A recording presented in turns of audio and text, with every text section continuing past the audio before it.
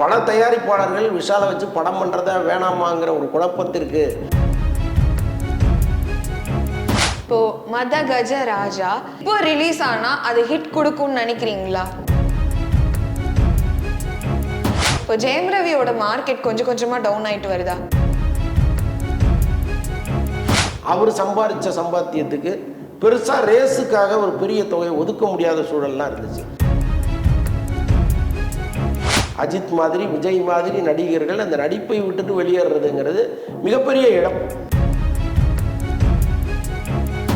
இந்த வீடியோவை உங்களுக்கு வழங்குபவர்கள் பேசஸ் பே, secure digital payments with multiple features and great success rate. Hi hello வணக்கம் ஓஎட் சினிமா நேயர்களே, நான் உங்க விஜய் தயா. இன்னைக்கான நேர்காணல்ல நம்மளோட யார் இணைஞ்சிருக்காங்க அப்படின்னா வலைப்பேச்சு திரு அந்தணன் அவர்கள். வாங்க நிறைய விஷயங்கள் அவர்கிட்ட கேட்டு தெரிஞ்சுக்கலாம். முக்கியமா இந்த விஷால் மதகத ராஜா இதை பத்திலாம் பேசலாம். வணக்கம் சார், எப்படி இருக்கீங்க? நல்லா இருக்காங்க. விஷாலுக்கு என்ன ஆச்சு? விஷாலுக்கு என்ன ஆச்சு? நிஜமாவே ரொம்ப ஒரு கஷ்டமான கேள்வி அது. ஏன்னா அதுக்கு பதில் சொல்றது ரொம்ப கஷ்டம். உள்ளபடியே விஷால் உடல்நிலை குறித்து ரொம்ப அதிகம் கவலைப்பட்டு என்ன நடந்தது அப்படின்னு பதிவை போட்டது நாங்கள் தான். அதுக்கப்புறம் ரொம்ப பயங்கரமான கற்பனை கதைகள்லாம் இங்கே அவுத்து விட ஆரம்பிச்சிட்டாங்க. அது ரொம்ப மிதமிஞ்சிய கற்பனையாக மாறினோன்னு தான் இன்றைக்கி அவருடைய உதவியாளர் அழலுக்கு உட்காந்து கண்ட மாதிரி பேசிகிட்டு இருக்காங்க. அப்படிலாம் கிடையாது, அவர் ரொம்ப நல்லா இருக்கார் அப்படின்லாம் ஒரு அறிக்கை ஒன்று வெளியிட்டிருக்காரு. என்ன தான் அவர் நல்லா இருக்காருன்னு சொன்னால் கூட அவர் நல்லா இல்லைங்கிறது தான் உண்மை. இதில் எங்கேருந்து ஆரம்பிச்சது அவருடைய பிரச்சனை அப்படின்னா, மதகஜராஜா படத்தினுடைய ஆடியோ லான்ச்சோ அல்லது ப்ரமோஷன் நிகழ்ச்சியோ அங்கே அவர் வந்தார். அங்கே அவருடைய உடல்நிலையை பார்த்த பல பேருக்கு பெரிய ஷாக்கு. ஐயோ என்னடா இது, நம்ம எவ்வளோ கம்பீரமாக பார்த்த விஷால் இப்படி கை காலெல்லாம் நடுங்குது, ரொம்ப அவருடைய பாடி லாங்குவேஜே டோட்டலாக மாறி போச்சு, என்ன காரணம் அப்படின்னு எல்லாரும் இறங்கி விசாரிக்கும் பொழுது அவருக்கு இருக்கிற சமீப காலத்தில் ஒரு பெரிய பழக்கத்துக்கு ஆளாகி அதிலிருந்து மீள முடியாமல் தவிக்கிறாருங்கிற தகவல் கிடச்சிது. பட் அந்த விழாவுக்கு அந்த நிகழ்ச்சிக்கு அவர் வந்திருக்காமல் இருந்தாருன்னா இவ்வளோ பெரிய சர்ச்சையாக அது மாறி இருக்க போகிறதில்ல. ஏன்னா வீட்டிலேயே இருந்த ஒரு ட்ரீட்மெண்ட் எடுத்திருக்கலாம், அல்லது இந்த பிரச்சனையிலிருந்து வெளிவருவதற்கான ஒரு முயற்சி எடுத்திருக்கலாம். அங்கே வந்த பிறகு அது ஒரு மிகப்பெரிய சர்ச்சையாக மாறிடுச்சு. ஆனால் நீண்ட காலமாகவே அவருக்கு ஒரு பெரிய பிரச்சனை இருந்தது. என்னென்னா ஒற்றை தலைவலி. அது எங்கே ஸ்டார்ட் ஆச்சு அப்படின்னா, டைரக்டர் பாலா அவனிவன் படத்தில் அந்த ஒரு மாறுகண்ணோடு நடிக்கணும்னு சொல்லி பிளான் பண்ணாங்க. அப்போ அந்த மாறுகண்ணோடு கிட்டத்தட்ட ஒரு 8-9 மாதம் அவர் ட்ராவல் பண்ண வேண்டிய சூழலாச்சு. அந்த ஒரு கண்ணை டாக்டர்கிட்ட போய் பர்மனண்ட்டாகவே மாறுகண்ணாக மாற்றினாங்க. அப்போ நீங்கள் இந்த கண் நரம்புகள் அது தொடர்பான விஷயங்கள் எல்லாமே கொலாப்ஸ் ஆகி போச்சு. அப்போ ஒரு தீராத ஒற்றை தலைவலியில் கடந்து தடுமாறி அந்த தலைவலியை மறப்பதற்காக சில விஷயங்களை செய்ய ஆரம்பித்தார். அது அவருக்கு ஒரு பெரிய அடிக்டாக அவரை மாற்றுச்சு. அதுதான் பிரச்சனை. இப்போ பாலா கூட விஷால் இப்படி எதிர்காலத்தில் எப்படி ஆகிடணும், ஒன்றும் இல்லாமல் போயிடணும்லாம் நினச்சி அந்த வேலையை செய்யலை. அவர் ஒரு கதாபாத்திரத்தை உருவாக்குறாரு. அந்த கதாபாத்திரம் மாறுகண்ணோடு இருந்தால் நல்லா இருக்கும்னு அவர் நினைக்கிறாரு. விஷாலை கூப்பிட்டு நீ நடிக்கிறியாங்கும் போது நான் நடிக்கிறேன்னு அவர் ஒத்துக்கிறார். ஸோ அதன் மூலம் வந்தது தான். ஆனால் விஷால் இவ்வளோ கஷ்டப்படுறாரு, அவர் அவருக்கு ஒற்றை தலைவலி வந்துருச்சுன்னு தெரிஞ்ச பிறகு நிஜமாவே பதறினவர் பாலா தான். அந்த அளவுக்கு விஷால் மீது பேரன்பு கொண்டவர் பாலா. ஆனால் சூழல் தவறாக அமைஞ்சு போச்சு. வெளிநாடுகளில் போய் சிகிச்சை எடுத்தார், அதுவும் சரியாக வரல. ஒரு பக்கம் அந்த பிரச்சனை, ஒரு பக்கம் அவர் தேவையில்லாத அடிக்டான இன்னொரு பிரச்சனை. இது ரெண்டுமா சேர்ந்து அவருடைய லைஃப் கிட்டத்தட்ட ஒரு பெரிய கண்டத்தை நோக்கி நகர்த்திட்டு போயிட்டுருக்கு இன்னமும். இப்போ அந்த மதகஜ ராஜா நிகழ்வுக்கு பிறகு இந்த மீடியாக்கள் இவ்வளோ பெரிய பூதாகரமாக அந்த பிரச்சனையை ஆக்கின பிறகு பல தயாரிப்பாளர்கள் விஷாலை வச்சு படம் பண்ணுறதா வேணாமாங்கிற ஒரு குழப்பத்திற்கு வந்த பிறகு சிகிச்சை தீவிரமாக்கப்படுது. சிகிச்சை நடந்துட்டு இருக்குன்னு வைங்களேன். இந்த சிகிச்சை எவ்வளவு சீக்கிரம் பலன் கொடுக்குதோ அவ்வளவு சீக்கிரம் விஷால் வெளியில் நான் நல்லா இருக்கேன் அப்படின்னு கையை தூக்கிட்டாருன்னா முடிஞ்சு போச்சு. அதுக்கப்புறம் அவருடைய லைஃப்பை யாரும் நிறுத்த போகிறதில்ல. அழகாக நிறைய படங்களில் இங்கே நடிக்க போகிறார். ஸோ அந்த நல்ல செய்திக்காக தான் அவருடைய ரசிகர்களும் சரி, சினிமாவை சார்ந்தவர்களும் சரி, நம்மளை மாதிரி பத்திரிகையாளர்களும் எதிர்பார்த்துட்ருக்கோம். ஓகே, ஆனால் அவர் அந்த ஈவெண்ட்டுக்கு வந்த முக்கிய ரீசன் சுந்தர்சியும் டிடியும் பேசிக்கிறாங்களே, அது உண்மையா? இல்லைங்க, இப்போ அவர் நடித்த படம் ஒரு 11 வருஷம் கழித்து வருது. சந்தானத்தை கூப்பிட்டாங்க, அவர் வரல. ஏன்னா அவர் இப்போ காமெடி நடிக்கிறது இல்லை. இப்போ அங்கே அவர் காமெடியை ஒரு பெருமையாக பேசிகிட்டு இருக்க முடியாது. ஏன்னா அவர் ஹீரோவாக மாறிட்டார். ஹீரோவாக நடித்த ஒரு படத்துக்கு அவர் வரணும்னு ஆசைப்படுற நேரத்தில் நீங்கள் காமெடியனாக நடித்த ஒரு படத்துக்கு ப்ரொமோஷன் இருக்கு வாங்கன்னா எப்படி வருவார்? வரலட்சுமி வர முடியாது. அதுக்கு என்ன காரணங்கிறது எல்லாருக்குமே தெரியும். அஞ்சலி வந்து கேம் சேஞ்சர் படம் ரிலீஸ் ஆகும் போது அவங்களுக்கு அது ரொம்ப முக்கியமான படம். படத்தில் அவங்களுக்கே ஒரு முக்கியமான ரோல் இருக்குது. அப்போ ஒரு இழந்த மார்க்கெட்டை மீட்பதற்கான ஒரு பெரிய முயற்சியில் அவங்க இருக்காங்க ப்ரொமோஷனில். அப்போ கேம் சேஞ்சராக மதகஜராஜாவானா கேம் சேஞ்சர் தான் அவங்களுக்கு முக்கியம். ஸோ அங்கே போயிட்டாங்க. அப்போ இருக்கிறது சுந்தர்சி மட்டும்தான், விஜய் ஆண்டனி மியூசிக் டைரக்டர். இவங்க 2 பேரும் ஒரு ப்ரொமோஷனில் வந்து உட்காந்தா அது எந்த அளவுக்கு பேசப்படுங்கிறது அவங்களுக்கே தெரியும். அப்போ ஹீரோவை வர சொல்லுங்கன்னு சொல்கிறாங்க. இவர் வந்து இத்தனை வருஷம் சினிமாவில் இருக்கார். ஒரு இமேஜ் வந்து எவ்வளோ முக்கியம் ஒரு நடிகருக்கு புரிஞ்சுக்காமல் அங்கே வந்துட்டார், வந்து மாட்டிக்கிட்டார், அவ்வளோதான். ஆனால் ஒரு வகையில் அது நல்லது. அங்கே வராமல் போயிருந்தாருன்னா இன்னமும் விஷால் பழைய நிலைமையில தான் இருந்திருப்பார். அவரை மீட்பதற்கான முயற்சி பெரிய அளவில் நடந்திருக்காது. இன்றைக்கி எல்லாருமே அதை இறங்கி விஷால் நல்லா வரணும்னு ஒரு பெரிய வேலையை செஞ்சிட்டு இருக்காங்க. சீக்கிரம் மீட்டு கொண்டு வந்துடுவாங்க. ஆனால் வந்து நான் ரத்னம் மூவி அப்போ விஷாலை நேர்லேயே பார்த்துருக்கேன். அப்போ வந்து ஹைட்டாக ஒல்லியாக தான் வந்து அவர் இருந்தார். 8 மாதத்துக்குள்ளே அவர் ஃபேஸே ஒரு மாதிரி இருந்தது இல்லையா? அந்த சேஞ்சஸ்லாம் எப்படின்னா அவருக்குன்னு ஒரு பர்சனல் ட்ரெயினர் கண்டிப்பாக இருப்பாங்க, ஒரு டாக்டர் கண்டிப்பாக இருப்பாங்க, பர்சனல் டாக்டர். இதெல்லாம் இருந்துமே எப்படி அவருக்கு இப்படி ஆச்சு? அவர் அதுக்கு ஒத்துழைக்கணும் இல்லையா? இப்போ அவர் ஃபேமிலியோடு இருந்திருந்தா கூட ஓரளவுக்கு ஃபேமிலி வந்து ரொம்ப டார்ச்சர் பண்ணி அந்த ஒரு சிகிச்சைக்கு அவரை கொண்டு போயிருப்பாங்க. ஃபேமிலியோடையும் இல்லை, அப்பா அம்மா இருந்தால் கூட அவர் வேற ஒரு இடத்துல தங்குறது, தனியாக இருக்கிறது, இதை தான் பெரும்பாலும் அவர் விரும்பியிருக்காரு. ஸோ அதனால் வந்து அவங்களாலையும் அவரை வந்து கண்ட்ரோல் பண்ண முடியாத ஒரு சூழல் ஆச்சு. இன்னொன்று, அந்த ஃபங்க்ஷனில் விஷாலை பார்க்கும்போது நமக்கு திடீர்னு இப்படி ஆயிட்டாரேன்னு நினைப்பதற்கு முக்கியமான காரணமாக இருந்தது அவருடைய ஹேர். அது பெருமளவு கொட்டி போயிருந்தது. இந்த பிரச்சனை அவருக்கு நீண்ட காலமாக இருக்குது. தலைமுடி கொட்டுறது நீண்ட காலமாக இருக்குது. ஸோ இன்றைக்கி வந்து அது ஒரு சினிமாவில் பெரிய விஷயம் இல்லை. அழகாக விக்கு வச்சுட்டு ரொம்ப ரொம்ப ரொம்ப இயற்கையான முடி இருக்கிற மாதிரியான விக்குகள்லாம் இன்றைக்கி வந்துருச்சு. ஸோ அதனால் வந்து அது ஒரு பதட்டப்பட வேண்டிய அவசியம் இல்லை. கொஞ்சம் ஒரு உடம்பு மட்டும் சதை போட்டுருச்சுன்னா போதும், பழைய நிலைமைக்கு வந்துடுவார். எல்லாத்தையும் விட முக்கியம் இந்த சதை போடுறதோ முடி மீண்டும் வர்றதோ கிடையாது, அவர் முழுமையாக குணமாகி வர்றது தான். இப்போ மதகஜ ராஜா இந்த படம் வந்து 12 ஆண்டுகளுக்கு பிறகு இப்போ திரைக்கு வருது. அதாவது 2013ல இந்த படம் எடுத்திருக்கிறப்போ அந்த காலகட்டத்துக்கு ஏற்ப அந்த கதை சூழல் அப்படி இருக்கும். இது இப்போ ரிலீஸ் ஆனா அது ஹிட் கொடுக்கும்னு நினைக்கிறீங்களா? இல்லை, சுந்தர்சி படத்தை நீங்கள் எப்போ பார்த்தாலும் உங்களுக்கு பிடிக்கும். ஸோ அப்படி ஒரு ஃபார்முலா அவர் வந்து அவர் படத்தில் எல்லா படத்துலையும் வச்சுருப்பார். நீங்கள் அது சுந்தர்சிக்கு மட்டுமே உள்ள கலை. இப்போ அவரோட ட்ராவல் பண்ண பல இயக்குநர்கள் காண போயிட்டாங்க. அவர் இன்றைக்கி மார்க்கெட்டில் முக்கியமான இயக்குனராக இருக்காருன்னா அந்த மேக்கிங் ஸ்டைல் தான். அவர்கிட்ட என்னென்னா ஒரு கலவையான ஒரு படமாக இருக்கும். காமெடி இருக்கும், ஃபைட் இருக்கும், டான்ஸ் இருக்கும், கிளாமர் இருக்கும், அந்த மாதிரி தான் அவர் எடுப்பார். இதில் வந்து ஒரு சின்ன நாட்டு தான் அவர் கதை. அது வந்து எல்லா காலத்துக்கும் பொருந்துகிற மாதிரி ஒரு கதையை கையில் எடுத்துப்பார். ஸோ அதனால் இது ரொம்ப பழைய நெடியாக இருக்குங்கிறது நம்ம நம்ப தேவையில்லை. இதில் வேணால் விஷால் பார்க்கும்போது கொஞ்சம் பழசாக இருப்பார். மற்றபடி வந்து அந்த படம் சுந்தர்சியினுடைய ஸ்டைல் அது எதுவுமே வந்து நமக்கு ஒரு அலுப்பு கொடுக்குற படமாக இருக்காது. காதலிக்க நேரமில்லை அந்த படத்தை பற்றி பேசலாம். கிருத்திகா உதயநிதி அவங்க ஹஸ்பண்ட் வந்து எவ்வளோ பெரிய ப்ரொடக்ஷன் கம்பெனி வச்சுருக்காங்கன்றது தெரியும். ஆனால் ஏன் இவங்க 4 years ஒன்ஸ் தான் ஒரு ப்ராஜெக்ட் பண்ணுறாங்க? இல்லை, அப்படி இல்லைங்க. பணம் இருக்குங்கிறதுக்காக நீங்கள் வதவதுன்னு படம் எடுக்க முடியாது. இல்லை, அப்படி கிடையாது. கிரியேஷனுங்கிறது வந்து நீங்கள் நாள் கணக்கில் ஆகும், வருஷ கணக்கில் ஆகும். சில பேர் ஒரு பாட்டு எழுதுறதுக்கு 6 மாதம் ஆச்சுன்னுலாம் சொன்னவங்க இங்கே உண்டு. 6 நிமிஷத்தில் எழுதின பாடல்களும் இருக்குது. ஸோ அப்போ கிரியேஷனுங்கிறது வேறு. கிருத்திகா வந்து தொடர்ந்து படம் பண்ணிகிட்டே இருக்கணும் அப்படின்னு ஆசைப்படுறது வேறு. அதுக்காக வந்து ராமநாராயணன் மாதிரி நிறைய படங்களை கொடுத்துட முடியாது. ஒவ்வொருத்தருக்கும் ஒரு திறமை இருக்குது, ஒரு கெப்பாசிட்டி இருக்குது. அந்த கெப்பாசிட்டியை தாண்டி நீங்கள் ஒர்க் பண்ணிட முடியாது. அப்போ அவங்க ஃபீல் பண்ணி ஒரு படத்தை எடுக்கிறதுக்கு இத்தனை வருஷம் ஆயிருக்கு, அவ்வளோதான். அப்படி தான் அதை நம்ம பார்க்கணும். Okay, Jayam Ravi. So recent டைம்ஸில் அவர் வந்து எந்த ஹிட் படங்களுமே கொடுக்கல. நடுவில் அந்த பொன்னியின் செல்வன் மட்டும் ஒரு விதிவிலக்கு அப்படின்ற மாதிரி நம்ம சொல்லலாம். விவாகரத்துக்கு அப்புறம் பிரதர் வந்துச்சு, அதுவுமே மக்கள் எதிர்பார்த்தாங்க, அதுவும் சரியாக ஓடலை. இப்போ ஜெயம் ரவியோட மார்க்கெட் கொஞ்சம் கொஞ்சமாக டவுன் ஆகிட்டு வருதா?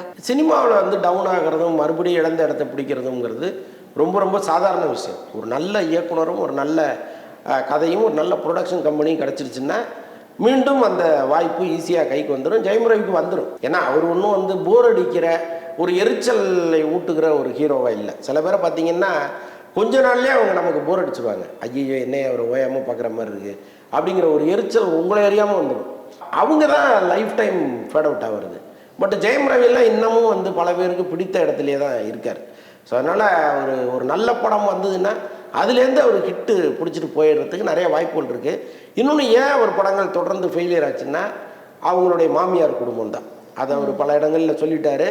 கதை கேட்குற உரிமையை கூட அவர்கிட்ட அவங்க கொடுக்கல. எல்லா முடிவுகளையும் அவங்க எடுத்தாங்க. அவங்க தயாரித்த ஓன் ப்ரொடக்ஷன் படங்கள் எல்லாமே ஓடாமல் போச்சு. அதை தொடர்ந்து வந்த படங்களும் ஏதோ ஒரு காரணத்தினால ஓடாமல் போச்சு. கதை கேட்குற விஷயத்தில் எப்போவுமே வந்து இன்னொருவருடைய தலையீடு இருந்ததுன்னு வைங்களேன், அது ரொம்ப கஷ்டம். நம்ம சுதந்திரமாக ஒரு முடிவு எடுக்கணும். இன்னொன்று ஜெயம் ரவி பொறுத்தளவுக்கு அவங்க அண்ணனும் அப்பாவும் கதை கேட்கும்போது நல்ல நல்ல கதைகளாக வந்துச்சு. அவர் என்னைக்கு இன்னொரு வீட்டுக்கு போனாரோ அங்கேருந்து அவருடைய தலையெழுத்து மாறி போச்சு. இப்போ அதுலேருந்து வெளியில் வந்துட்டார். இப்போ கதை கேட்பது எல்லாமே அவங்க அண்ணன் அவங்க அப்பா அண்ணும் பழையபடி அவங்களோட ஜெல்லாக ஆரம்பிச்சிட்டாரு. ஸோ அதனால் பழைய ஜெயம் ரவி வருவதற்கு நிறைய வாய்ப்புகள் இருக்குது. இப்போது ஜெயம் ரவி விஷயத்தில் பார்த்தீங்க அப்படின்னா அவங்க மாமியார் தலையீடு இருந்ததுன்ற மாதிரி நீங்கள் சொல்லிட்டீங்க. இப்போது சூர்யா ஒரு காலகட்டத்தில் வந்து கங்குவாக்கு அப்புறமே கொஞ்சம் கொஞ்சமாக இவருக்கு மார்க்கெட் டவுன் அப்படின்ற மாதிரி சூர்யாவுக்கும் இந்த வார்த்தைகள் அடிபட்டது. எனக்கு என்னன்னா சூர்யா ஜெயம் ரவி ரெண்டு பேருமே வந்து ஃபிலிம் ஃப்ரெட்டர்னிட்டியோட வாரிசுகள் தான். அப்படி இருந்துமே எந்த கதை ஓடும் ஓடாதுன்ற ஒரு கணிப்பு கூடவா இருக்காது? இல்லை அப்படிலாம் கணிச்சோம்னா நீங்கள் எல்லா படமுமே ஹிட்டு கொடுத்துடலாமே. அப்படிலாம் கணிக்க முடியாது. ஒரு படத்தில் கதை நல்லா இருக்கும், எடுக்கிறது சொதப்பிடுவாங்க, எடுக்கிறது நல்லா எடுப்பாங்க, கதை தேராமல் இருக்கும். திரைக்கதை நீங்கள் வைக்கிற காட்சிகள் புதுசாக இருக்காங்கிறது. அப்புறம் நீங்கள் ஒரு கதையை நல்லா யோசிச்சிருப்பீங்க, ஆனால் அதற்கான ப்ரொடக்ஷன் கம்பெனி கிடைக்காது. நீங்கள் வந்து ஒரு கப்பலில் கதை நடக்கிற மாதிரி எடுப்பீங்க, ஒரு சாதாரண ஸ்ட்ரீம் போட்டு கூட கொடுக்க மாட்டார் ப்ரொடியூசரு. ஸோ அந்த மாதிரி சிக்கிற விஷயம்லாம் இருக்குது. அதனால் எல்லாம் சேர்ந்து அமையும் போது தான் ஒரு படம் நல்ல படமாக வரும். ஒரு கதையை கேட்கறதுங்கிறது வந்து ஒரு முயற்சி தான். ஒரு நல்ல கதையை தேர்ந்தெடுப்பதுங்கிறது ஒரு முயற்சி. அந்த கதைக்கு உயிர் கொடுக்கறதுங்கிறதுக்கு பல எலிமெண்ட்ஸ் இங்கே இருக்குது. அது எல்லாமே ஒத்து வந்தால் தான் அது வெற்றி படமாக மாறும். அதனால் ஒரு ரஜினியே தோல்வி படம் கொடுத்துருக்கிறார். தமிழ் சினிமாவுடைய உச்ச நடிகர் அவர் தான். அவரே கண்டினியூஸாக கிட்டு கொடுத்துட்டாரா என்ன? அப்படி இருக்கும் பொழுது வெற்றி தோல்விகள்ங்கிறது சினிமாவில் ரொம்ப சகஜம். அதுலேருந்து மீண்டு வருவதும் ரொம்ப சகஜம். ஆனால் ஒரு தோல்வியை கண்டு துவண்டு போயிடாமல் இவங்க வந்து அது கான்ஃபிடென்ட்டோடு இருக்கணும். அது ரொம்ப முக்கியம். அடுத்ததா ரீசன்ட் மிஸ்ஹேப் தலைக்கு நடந்தது. தலை வந்து ரேசிங்ல ரொம்பவே ஒரு அடிக்டா இருக்காரு. மூவிஸ்ல நல்லா பண்ணிட்டு இருக்கும்போது அது என்ன ரேஸ் மேல ஒரு கிரேஸ்? பல பேர் இதை சொல்லிட்டாங்க. இன்னைக்கு நேற்று சொல்லலை. அவர் எப்போ ரேஸ்குள்ளே நுழைஞ்சாரோ 20 வருஷத்துக்கு முன்னாடி 30 வருஷத்துக்கு முன்னாடியே சொல்லிட்டாங்க, உங்களுக்கு எதுக்கு தேவையில்லாத வேலை, இப்போ உங்களை வச்சு படம் பண்ணுறவங்க நாங்கள் எப்படி நிம்மதியாக இருக்க முடியும், அட்வான்ஸை கொடுத்துட்டு நாங்கள் எப்படி நிம்மதியாக இருக்க முடியும்லாம் பல பேர் பேசிட்டாங்க. ஆனால் எதையுமே அவர் வந்து காதில் வாங்கலை. அவருடைய ஒரே நோக்கம் வந்து ரேஸில் ஒரு முதலிடத்தில் வரணும் அப்படிங்கிறது தான். அன்னைக்கு அவருக்கு பெருமளவு அந்த வாய்ப்புகள் இல்லை. ஏன்னா அன்னைக்கு வந்து அவர் சம்பாதிச்ச சம்பாத்தியத்துக்கு பெருசாக ரேஸுக்காக ஒரு பெரிய தொகையை ஒதுக்க முடியாத சூழல்லாம் இருந்துச்சு. அன்றைக்கி அவர் ஸ்பான்சர்லாம் எதிர்பார்த்தார். இப்போ நம்ம ரேஸுக்கு ஒரு ஸ்பான்சர் இருந்தால் நல்லா இருக்குமே அப்படின்லாம் எதிர்பார்த்த காலம் ஒன்று இருந்துச்சு. ஆனால் இன்றைக்கி அவர் நினச்சாருன்னா எவ்வளோ பெரிய ஸ்பான்சரும் அஜித்துக்காக வர்ற அளவுக்கு அவர் இன்றைக்கி ஸ்டேட்டஸு உயர்ந்த இடத்துல இருக்கார். அவரே நிறையா சம்பாரிச்சு வச்சுருக்காரு. ஸோ அதனால் அவருக்கு வந்து லட்சியம்ங்கிறது ரொம்ப ஈஸியாக போயிடுச்சு. அதை நோக்கிய வேகத்தில் அவர் போகிறாரு. ஆனால் கொஞ்சம் கூட பயப்படாமல் அந்த துணிச்சலாக அவர் போகிறது தான் அவர் நிச்சயமாக ஒரு வெற்றி கனியை பறிப்பாருன்னு நம்ம நம்ப முடியுது. என்னென்னா இப்போ நேற்று நடந்த அந்த ஆக்சிடெண்ட்லாம் நீங்கள் பார்த்தீங்கன்னா நமக்கே அவ்வளோ பதட்டமாக இருக்குது. அப்போ அந்த காருக்குள்ளே உட்கார்ந்தவருக்கு பதட்டம் நிச்சயமாக வந்திருக்கணும். ஆனால் அஜித்துக்கு வரல. நீங்கள் அவர் வெளியில் வரும்போது பார்த்தீங்கன்னா தெரியும், ரொம்ப கேஷுவலாக வராரு. எப்படியா தப்பிச்சா போதும்னு வெளியில் வந்து நின்ன மாதிரியே தெரியலையே. வெளியில் வந்து ரொம்ப கேஷுவலாக அந்த கதவை மூடுறாரு. நமக்கு மூட தோணுமா முதல்ல அந்த மாதிரி ஒரு சுச்சுவேஷனில்? அப்போ வெளியில் ஒருத்தர் தூக்குறாரு, கதவை அழகாக மூடிட்டு அவர் பாட்டை இயல்பாக நடந்து போகிறார். அப்போது இதெல்லாம் வந்து ஒரு இந்த ரேஸில் ஒரு ஆக்சிடெண்ட்டுங்கிறது எதிர்பார்க்கக்கூடியது தாங்கிறத மைண்டுக்குள்ளே பதிய வச்சுருக்காரு. ஸோ அப்போ அவ்வளோ எல்லாத்துக்கும் தயாராக இருக்கிற ஒரு ஹீரோவாக மாறினவர் இன்றைக்கி அந்த துறையிலையும் ஜெயிக்கட்டுமே. ஆக்சுவலாக அவர் வந்து தொடர்ந்து படம் பண்ணுறது இண்டஸ்ட்ரிக்கு நல்லது. இன்றைக்கி சினிமா இண்டஸ்ட்ரி இருக்கிற சூழலில் அஜித் மாதிரி விஜய் மாதிரி நடிகர்கள் அந்த நடிப்பை விட்டுட்டு வெளியேறதுங்கிறது மிகப்பெரிய இழப்பு. இப்போ வருஷத்துக்கு 2 படம் விஜய் பண்ணுறாருன்னா அந்த 2 படத்தின் மூலம் வருகிற வருமானம்ங்கிறது கிட்டத்தட்ட 1000 கோடி வந்துடும். 2 படத்துக்கு சேர்த்து நான் சொல்கிறது. அப்போது அஜித் மாதிரி இப்போ இந்த மாதிரி நடிகர்கள் விலகுவதுங்கிறது சினிமாவுக்கு ஒரு பெரிய இழப்பு தான். ஆனாலும் அவங்கவுங்களுக்கு ஒரு ஒரு லட்சியம் இருக்குது, இவருக்கு அரசியல் இருக்குது, அவருக்கு கேமில் இருக்குது, அது என்ன பண்ண முடியும்? ஸோ தலை வந்து பெட்டிங் ரேஸ்லாம் வந்து ஆடுவாரா? இல்லை, அப்படி போகிறவர் கிடையாது. அது அவர் சொல்கிறதே என்னென்னா வாழ விடு நேர்மையாக இருங்கிறது தான் அவர் வந்து தொடர்ந்து முன்வைக்கிற விஷயமா இருக்கும்போது ஒரு பெட்டிங்கில் எப்படி போவார்? அதுக்கெல்லாம் வாய்ப்பு இல்லை. இந்த நியூஸ் கேட்டு தலையோட ஃபேன்ஸ்லாம் எந்த அளவுக்கு டிசப்பாயிண்ட் ஆயிருக்காங்க? நீங்கள் பார்த்துருக்கலாமே, சோசியல் மீடியாவில் எதுவுமே வேண்டாம் வந்துருங்கன்னு தான் கதறாங்க. அதுவும் இந்த ஆக்சிடெண்ட்டை பார்த்த பிறகு வேணவே வேணாம் வந்துருங்கன்னு புலம்பல்கள் தான் நிறையா இருக்குது. பட் அவர் அதையும் அந்த ஏரியாவிலையும் இல்லை. இப்போ சோசியல் மீடியாவில் வந்து யாரெல்லாம் என்ன சொல்கிறாங்க அப்படின்னு கருத்து கேட்குற இடத்துலையும் அவர் இல்லை. இன்னொன்று, இப்போ நேற்று ஆசைப்பட்டு இன்றைக்கி போய் களத்தில் நிற்கிறாருன்னா நீங்கள் சொல்கிறத அவர் கேட்பார். அவருக்கு ஒரு 20-30 வருஷமாகவே இந்த கனவு இருக்குது. அப்போ யார் சொல்லி கேட்பார்? ஒரு குடும்பம் சொல்லியிருக்காதா என்ன? இப்போ அந்த ஆக்சிடெண்ட்டை பார்த்துட்டு ஷாலினி சொல்லியிருக்க மாட்டாங்களா? அவங்க அம்மா சொல்லியிருக்க மாட்டாங்களா? பிள்ளைங்க சொல்லியிருக்க மாட்டாங்களா? எல்லாரும் சொல்லியிருப்பாங்கல்ல. அவருடைய லட்சியம் அது. இன்னொன்று, நீங்கள் அதற்கான பாதுகாப்பு மெட்டீரியல்லாம் இங்கே இருக்குது. இப்போ அந்த காஸ்ட்யூமே எத்தனை லட்சங்கள்னு நமக்கு தெரியாது. இதுவே வந்து ஒரு ஆர்டினரி ட்ரெஸ்ஸோடு அவர் போய் உட்காந்துருந்தாருன்னா நிச்சயமாக அந்த ஆக்சிடெண்ட்டுக்கு தப்பிக்கிறது கஷ்டம். பட் அந்த இதெல்லாம், அந்த ட்ரெஸ்ஸு, அந்த ஹெல்மெட்டு, அது எல்லாமே பார்த்தீங்கன்னா அவருக்கு பெரிய சேதத்தை ஏற்படுத்தாத விஷயங்கள் தான். அதனால் அந்த சேஃப்டி மெட்டீரியல் ரொம்ப கரெக்டாக இருக்கார் அவர். இப்போ காதலிக்க நேரமில்லை படத்துக்கு நித்யா மேனன் ஒரு நேர்காணல் கொடுத்துருக்காங்க. அவங்க சொல்றாங்க, நான் ஆக்டரா இருக்க என்ஜாயே பண்ணல, எனக்கு ஒரு சான்ஸ் கிடைச்சா நான் போயிடுவேன், எனக்கு கேமரா முன்னாடி இருக்க பிடிக்கல அப்படின்லாம் சொல்றாங்க.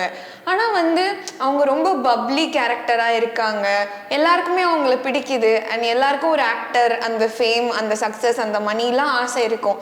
ஒரு டாப் ஹீரோயினா இருந்துட்டு இப்படி சொல்ற காரணம்? இல்லைங்க, சினிமாவுக்கு இந்த கல்யாணம் மாதிரி தான். இந்த கல்யாணம் பண்ணாதவன் வெளியில் நின்றுட்டு கல்யாணத்தை அப்படியே சொர்க்கமாக நினைப்பான். ஆனால் கல்யாணம் பண்ணவங்களாம் உள்ளே நின்றுட்டு கல்யாணத்தை நரகமாக நினைப்பான். அந்த மாதிரி தான். உள்ளே வந்துட்டா என்னடா அது இப்படி போர் அடிக்குது அப்படின்னு தோணும். வெளியில் இருக்கும்போது எப்படியாவது இந்த வாய்ப்பு கிடைச்சிடாதான்னு தோணும். அந்த இடத்துல தான் அவங்க இருக்காங்கன்னு நான் நினைக்கிறேன். பட்டு நீங்கள் சொன்ன மாதிரி ஒரு அழகான நடிகை, சிறப்பாக நடிக்கக்கூடிய ஒரு நடிகை, அவங்களுக்கெல்லாம் அந்த எண்ணம் வர்றது ரசிகர்களுக்கு நிஜமாகவே ஒரு பெரிய துரதிருஷ்டம், வரக்கூடாது. பட் ஒருவேளை இந்த சினிமா கசக்குது அப்படின்னா ஜம்முன்னு போயிட வேண்டியதானே. யார் வீட்டில் வந்து கையை பிடிச்சி இழுத்து நீங்கள் நடித்தே ஒன்று யாராவது நிற்க வைக்க போகிறாங்களா? கிடையாது. இல்லை, அந்த முடிவை எடுத்துட்டிங்கன்னா வேணான்னு ஒதுக்கிட்டு போயிருப்ப. அரவிந்த் சாமி இருக்கார், நீங்கள் அவரை வந்து வற்புறுத்தி ஒரு படத்தில் நடிக்க வச்சிட முடியுமா? அவர் வேணான்னா வேணான் தான். அவர் நினச்சா வருஷத்துக்கு 12 படம் நடிக்கலாம். ஆனால் 12 வருஷத்துக்கு ஒரு படம் தான் நடிப்பார் போல இருக்குது. அவ்வளவு லெங்க்த்தாக அவர் வந்து படங்களை சூஸ் பண்ணுறாரு. அப்போ அவருக்கு சினிமா பிடிக்கல, ஏதோ எப்பயோ ஒரு ஹாபிக்கு ஒரு படம் பண்ணலான்னு நினைக்கிறாரு. வேணும்னா நித்யா மேனனும் இப்படி போகட்டுமே, யார் அவங்கள வற்புறுத்துறாரு? இளையராஜா பயோபிக் வருமா இல்லையா? அது எந்த கட்டாயம் வரும். அதற்கான இதெல்லாம் தகவல்கள், அந்த சம்பவங்கள் எல்லாமே வந்து உருவாக்கிட்டே இருக்காங்க. தயாரிப்பாளர் வெளியில் போயிட்டார், அவ்வளோதான். தயாரிப்பாளர் வேறொரு தயாரிப்பாளர் உள்ளே வந்துட்டாருன்னா அந்த படம் ஸ்டார்ட் ஆகிடும், அவ்வளோதான். பட் அந்த வேலைகள்லாம் நடந்துட்டு இருக்கு. Okay sir. அடுத்ததா சிவகார்த்திகேயன் இப்போ SK25 பண்ணிட்டு இருக்காரு. அவர் வந்து 2017 வேலைக்காரன் படம் நடிக்கும்போது அவர் சீரியஸான ஒரு ரோல்ல நடிச்சிருந்தாரு. அண்ட் மக்கள் வந்து அதை பெருசா ஏத்துக்கல, சிரிச்சாங்க. அதுக்கப்புறம் பார்த்தீங்கன்னா அவர் தொடர்ந்து காமெடி மூவிஸ் தான் பண்ணிட்டு இருந்தாரு. But Amaran is a serious movie and அதை எல்லாருமே சிவகார்த்திகேயனை அக்செப்டும் பண்ணிக்கிட்டாங்க. ஸோ இது வந்து ஒரு டேர்னிங் பாயிண்டா இருந்து இனிமேல் அவர் சீரியஸ் படம் தான் நடிக்க போறாரா? இல்லை, அவருடைய அடுத்தடுத்த படங்களுடைய லைனப் வந்து அப்படி தான் இருக்குது. அடுத்து முருகதாஸ் படம் பண்ணுறாரு. அந்த படத்துலையும் வந்து இதுவரைக்கும் நீங்கள் பார்க்காத ஒரு ரக்குடான சிவகார்த்திகேயனை பார்க்க போகிறீங்கன்னு தான் முருகதாஸ் சொல்கிறாரு. ஸோ அப்போ மெல்ல மெல்ல அவர் வந்து ஆக்ஷன் ஹீரோவாக மாறிக்கிட்டே இருக்கார். எப்போவுமே வந்து அந்த டிரான்ஸ்ஃபர்மேஷனை வந்து நம்மளால் ஈஸியாக எடுத்துக்க முடியும். ஒரே அடியாக ஒரு நாளில் அது நடக்காது, மெல்ல மெல்ல நடக்கணும். இப்போ மாவீரன் படம் பார்த்தீங்கன்னா ஃபைட்லாம் பண்ணுவார், ஆனாலும் ஒரு சின்ன ஒரு காமெடி அதுக்குள்ளே இருந்துகிட்டே இருக்கும். பட் அந்த ஃபைட்டை நம்ம ரசித்தோம்ல, அவர் அடிக்கிறத ரசித்தோம்ல. அடுத்து நிஜமாகவே அடிக்கிற மாதிரி ஒரு படம் வந்துச்சு, அமரன் வந்துச்சு. இப்படி வந்து மெல்ல மெல்ல மாறிக்கிட்டே இருக்கார். ஒரு கட்டத்தில் அவரை வந்து நம்ம ஆக்ஷன் ஹீரோவாகவே ஏற்றுக்கிற மனநிலைக்கு வந்துடும்.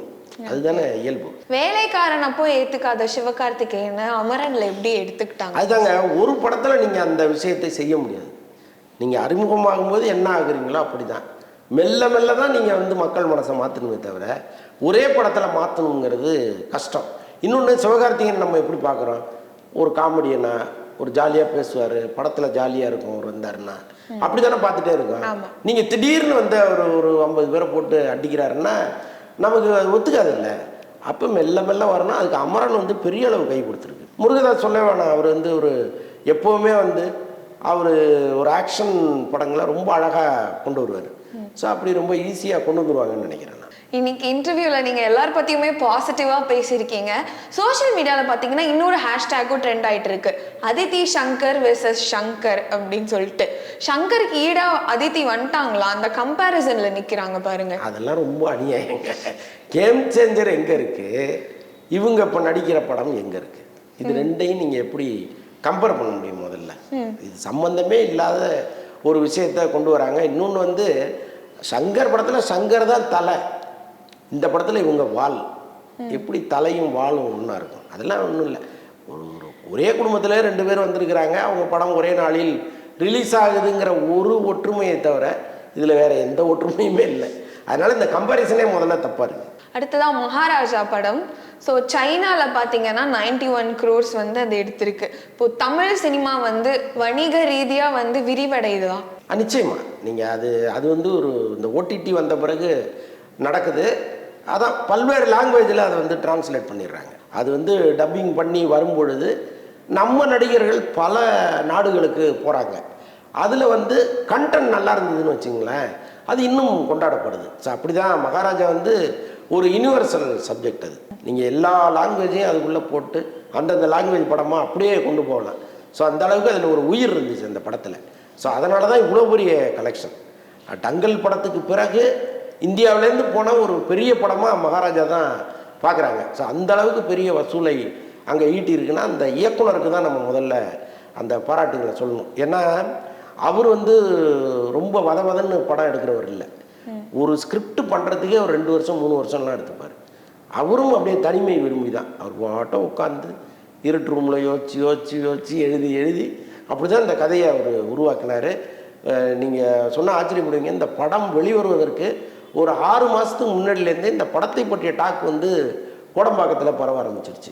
எக்ஸ்ட்ராடினரி படம் நம்மளே வலைப்பு வச்சில் 6 மாதத்துக்கு முன்னாடியே சொல்லியிருக்கோம், இப்படி ஒரு டாக் ஒன்று ஓடிக்கிட்டு இருக்கு, இந்த படம் வந்துன்னா தமிழ் சினிமாவில் ஒரு பெரிய ஹிட் அடிக்குங்கிற அளவுக்கெல்லாம் நம்ம சொல்லிக்கிட்டு இருந்தோம். அது வந்து நிஜமாக நடந்தது. அது தமிழ்நாட்டை தாண்டி வேறு மாநிலத்துக்கு போய் வேறு மாநிலத்தை தாண்டி இந்தியா முழுக்க பரவி இந்தியாவையும் தாண்டி சின்ன வரைக்கும் போச்சு பாருங்க. அது முழுக்க அந்த டைரக்டருடைய காரணம் தான். கங்குவா பார்த்தீங்க அப்படின்னா ஆஸ்கருக்கு நாமினேட் ஆயிருக்கு. ஆனால் எல்லாருமே கங்குவாவை வந்து திட்டி தீர்த்துட்டாங்க. அண்ட் நேஷ்னல் அவார்டுமே புஷ்பாக்கு கிடைச்சதுல இந்த படம் போய் எப்படா புஷ்பா நேஷ்னல் அவார்டு கிடைச்சதுன்னு எதிர்பார்க்குறாங்க. ஸோ இந்த அவார்ட்ஸ் எல்லாமே என்னடா நமக்கு பிடிக்காத படம்லாம் அவார்டு ஜெயிக்கும் போது மக்கள் வந்து ஒரு மாதிரி பார்க்குறாங்க. இதை நீங்கள் எப்படி பார்க்கல? இல்லை, நாமினேட் ஆகலை, இங்கே அனுப்பியிருக்காங்க, அவ்வளோதான். இந்த செலெக்ஷன் லிஸ்ட்டில் அது இருக்கே தவிர நாமினேட்லாம் ஆகலை. அது மாதிரி அனுப்பலாம். நீங்கள் பணம் கட்டி அனுப்புகிற ஒரு பிரிவு ஒன்று இருக்குது. நம்ம படத்தை எந்த படத்தை வேணாலும் நீங்கள் அனுப்பலாம். பவர் ஸ்டார் சீனிவாசன் நடித்த படத்தை கூட நீங்கள் பணம் கட்டினீங்கன்னா ஆஸ்கார் லிஸ்ட்டுக்கு போகும். அதனால் அதுவே வந்து ஒரு தகுதியாக நம்ம நினைக்க முடியாது.